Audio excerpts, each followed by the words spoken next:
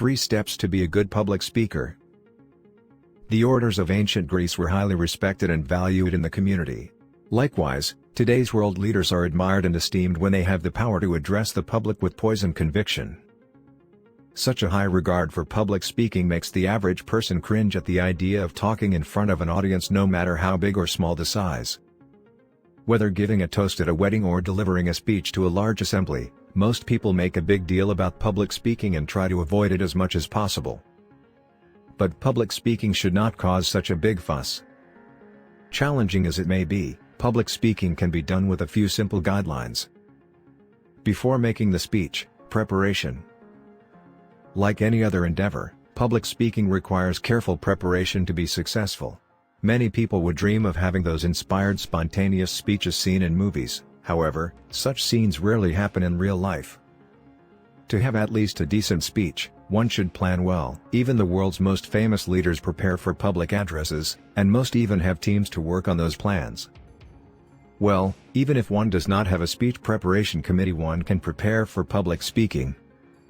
First, one should know for what the occasion the speech is for. The Gettysburg Address would definitely not be appropriate for a wedding, thus, a speech has to fit the event where it will be delivered to. Second, one should examine the audience who will witness the speech. An assembly of academics would not take a perky speaker seriously. One should choose a suitable public speaking style based on the audience. Third, one should ponder what is being expected in the speech. A farmers' association would usually not be interested in a speech about the intricacies of beadwork. One should carefully study the subject matter to be tackled in public speaking. Making the speech, writing. Again, dazzling spontaneous speeches rarely happen in real life. Most good speeches have been written before their delivery.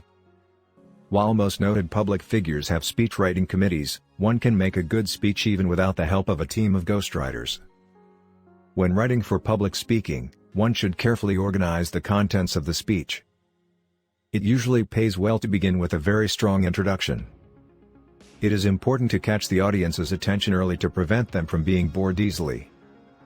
Next, the body should be purposeful. The contents of the speech should relate well and support each other. It is not good to digress too much, though at times some deviations help attract attention when boredom arises. Lastly, one should make a conclusion that sticks to the mind. No matter how stirring a speech is, it is useless if the people forget it the instant they leave the gathering. Conclusions should give a concise but memorable recap of the body. The actual public speaking, delivery. A written speech would not be consummated without the actual public speaking itself.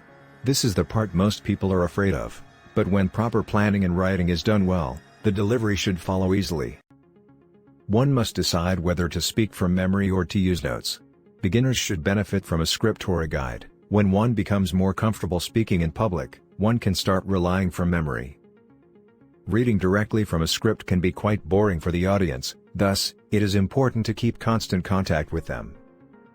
Speaking from memory is quite impressive, but it can be difficult to avoid missing some parts of the speech.